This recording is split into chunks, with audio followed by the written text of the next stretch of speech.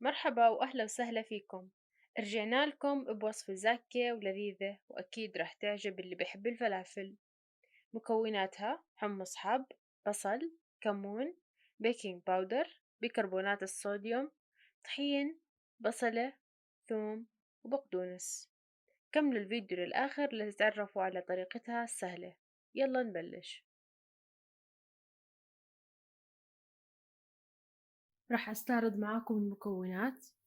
عندي هون حمص منقوع من الليل، راح أصفيهم وأخذ منهم مقدار 3 أكواب، 3/4 كوب ماء، ملعقتين صغيرة ملح، ملعقة صغيرة كمون، ملعقة صغيرة بيكنج باودر، نص ملعقة صغيرة بيكربونات الصوديوم، 3 ملاعق كبيرة طحين، بصلة صغيرة، سنين توم، ومقدار كاسة بقدونس. أضفت كاستين وهي 3 كاسة من الحمص المنقوع. بعدين راح أضيف البصل والثوم والبقدونس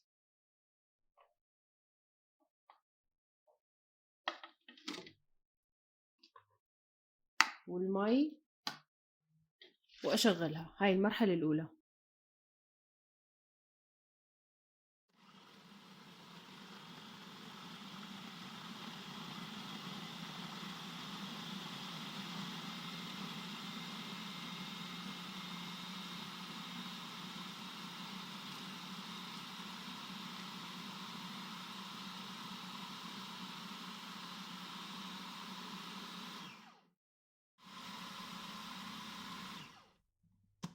هلا لما انخلط راح أضيف باقي المكونات، 3 ملاعق كبار طحين، والملح والكمون، بيكربونات الصوديوم والبيكنج باودر.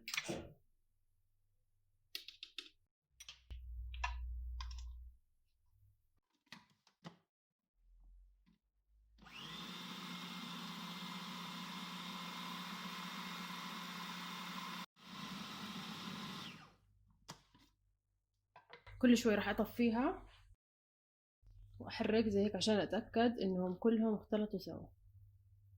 لا، العجينة هيك راح يكون قوامها. هلا راح أحمل الفرن على درجة 200، بعدين نعبيها في قوالب. هلا راح أجي أعبيهم بالأكواب. أكواب هاي حجمها. هلا راح أعبيها، بس طبعا مش للآخر لأنها راح تنفش شوي بالفرن.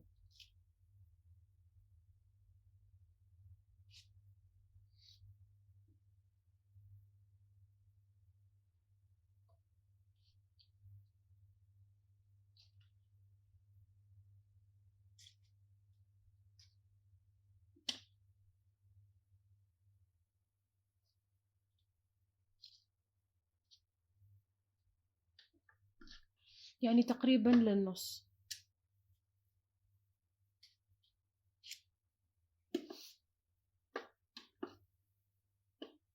في هاي الأثناء راح أخذ شوي من الحمص اللي ضل عندي وأطبخه، لأني راح أحتاجه بالتزيين.